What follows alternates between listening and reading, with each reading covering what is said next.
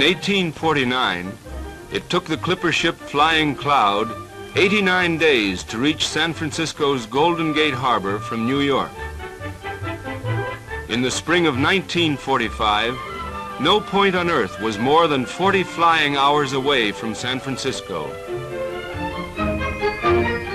In those 100 years, San Francisco grew larger as the world grew smaller. It developed into a vigorous and cosmopolitan center of commerce and culture, and of industry and shipping for the war in the Pacific.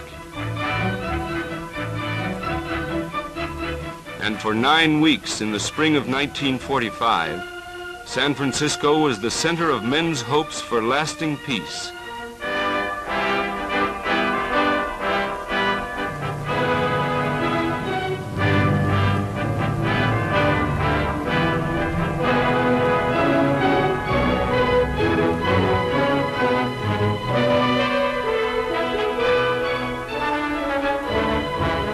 Delegates representing 46 nations came to San Francisco on April 25th, 1945. Representing almost 2,000 million people, more than 80% of humanity. All at war when the conference was begun, they came with hope born of common struggle.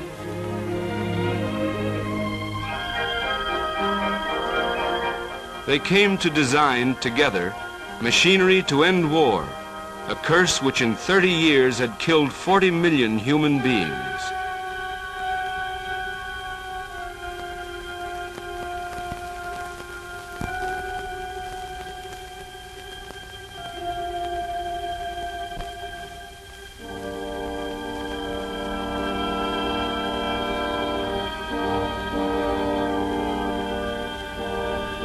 Maimed countless millions more, both armed and unarmed.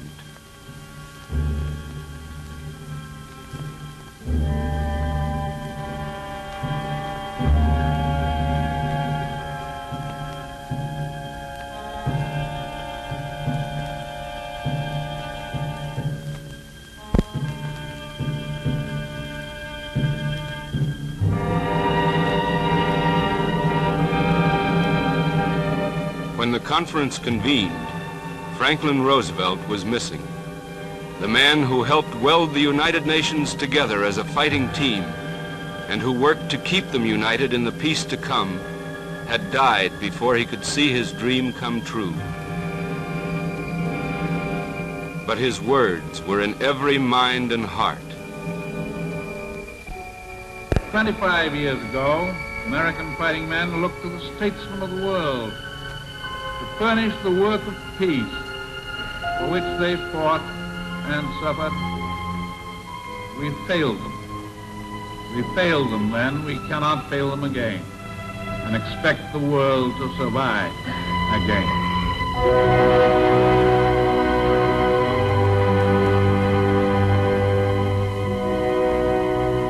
President Truman, Roosevelt's friend and successor, opened the conference by radio from Washington. Delegates to the United Nations Conference on International Organization. It is not the purpose of this conference to draft a treaty of peace in the old sense of that term.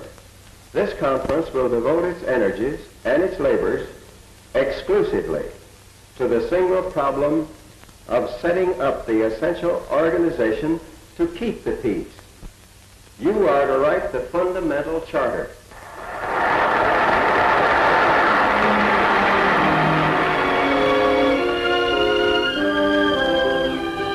As the delegates broke up that first night, the task before them was clear: to chart the course toward realistic international cooperation to preserve peace. This was the responsibility vested in them by a war-weary world. It was for this they had gathered, at the invitation of the governments of China, Great Britain, the USSR, and the United States. This was the step made possible by Dunkirk and Stalingrad, and Normandy and the Burma Road, and Midway, planned for at Casablanca, Cairo, Moscow, Tehran, Dumbarton Oaks, and Yalta. Delegates from 46 and later 50 nations were there. But there in spirit, too, were the victims of Warsaw, Coventry, Shanghai, Lidice. The hopes of the living and the dead were concentrated in the hands of the representatives meeting at San Francisco. Together they organized the huge problem ahead of them. The discussion and amendment of the proposals prepared at Dumbarton Oaks.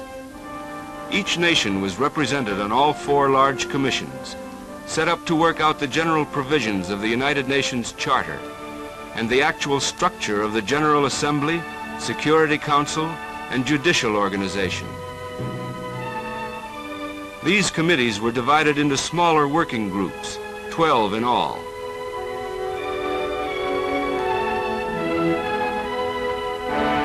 Chinese, English, Russian, French, and Spanish were the standard means of exchange among many languages spoken. And in 9 weeks, the Charter was ready to go before the participating governments for ratification. In the General Assembly of the United Nations Organization, each member will have 1 vote. Any matters within the scope of the Charter will be discussed here. Recommendations will be made to the Security Council. The Security Council will have 5 permanent members and 6 others elected by the General Assembly for 2 years. It is to be the enforcement arm of the organization. An International Court of Justice in permanent session will decide legal aspects of international disputes.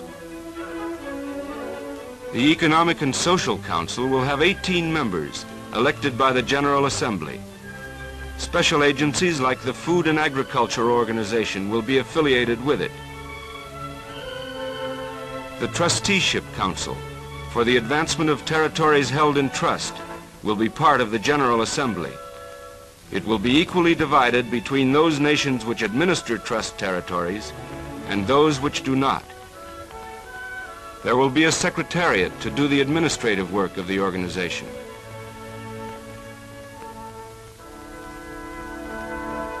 These provisions were not easily arrived at. They were hammered out of debate, stretched and contracted by compromise. The result is a constitution which is at the same time an expression of high ideals and of practical measures. To be effective, the Charter needs the active cooperation of people everywhere. The same efforts and understanding that went into the writing of the Charter will be needed to make it a working instrument.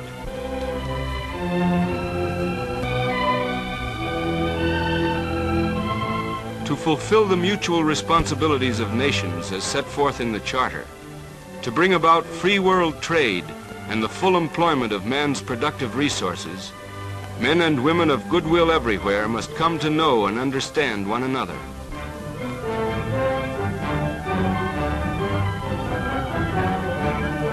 In this Charter, humanity has declared its united purpose to work towards those economic goals.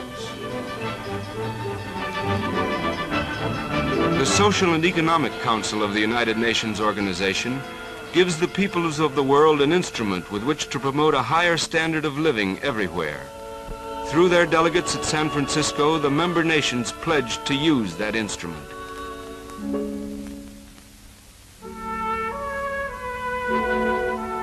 They pledged, too, to stimulate the exchange of culture among peoples, and, in the words of the Charter, to practice tolerance and live together in peace with one another as good neighbors. At San Francisco, 50 United Nations reaffirmed their faith in the dignity and worth of the human person, without distinction as to race, sex, language, or religion. The representatives of 2,000 million people pledged to promote freedom from fear and freedom of expression, freedom from want, and freedom of worship.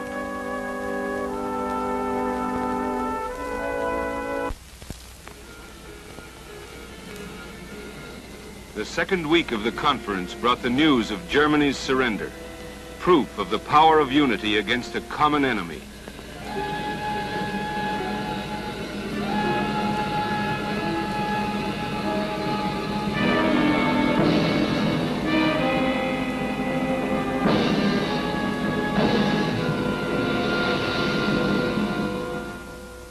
But in their wake, the Germans left horror and devastation, a specter of fascism and the price of total war, which would haunt civilization for decades to come.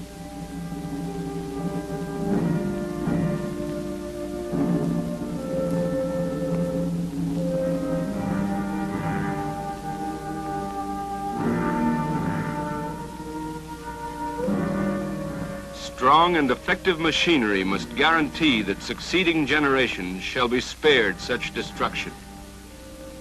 Therefore, at San Francisco, the delegates of the United Nations took concrete steps to settle their disputes by peaceful means, to prevent threats to the peace, to suppress aggression, and pledged to place their armed forces at the disposal of the international organization.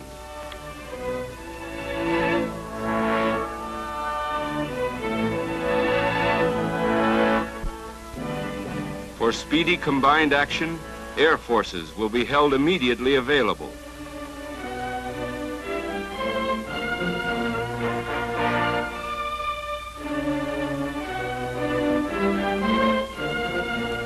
Final responsibility is vested in the powerful Security Council, authorized to work swiftly and effectively with the aid of its military staff committee.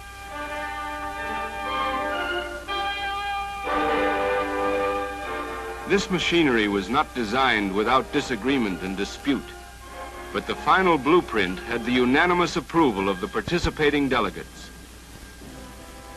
And it is now my duty, my honor and my privilege in the chair to call for a vote on the approval of the Charter of the United Nations, including the Statute of the International Court, and also of the agreement on interim arrangements.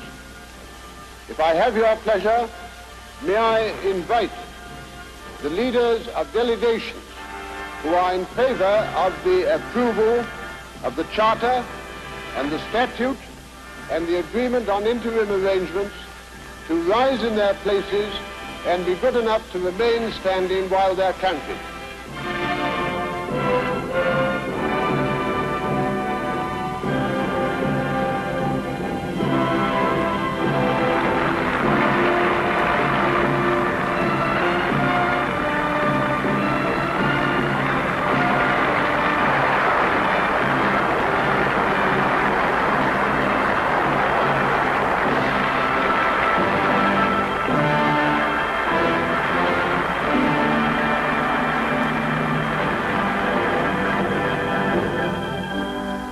This was a people's conference, responsible to the conscience of the world.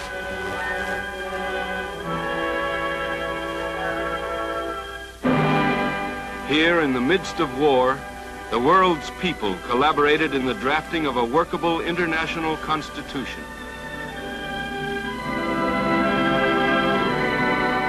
It was a conference to write a people's charter, opening with the words, "We, the people of the United Nations, determined to save succeeding generations from the scourge of war, which twice in our lifetime has brought untold sorrow to mankind."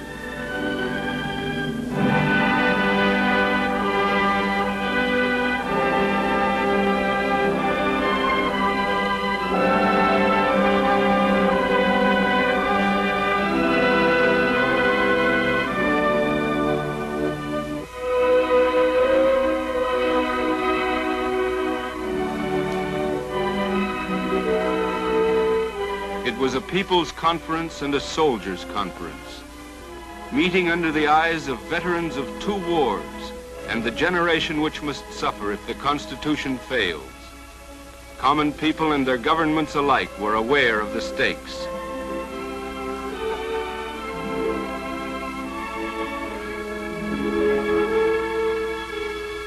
There were many who doubted that agreement could ever be reached by these 50 countries, differing so much in race and religion, in language and culture.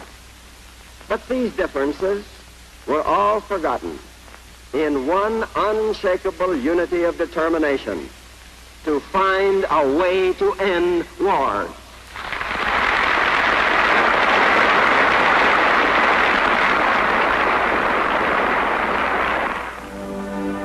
this charter points the way. But whether the world is to move in that direction will depend finally upon the vigilance and sovereign will of the peoples of the world.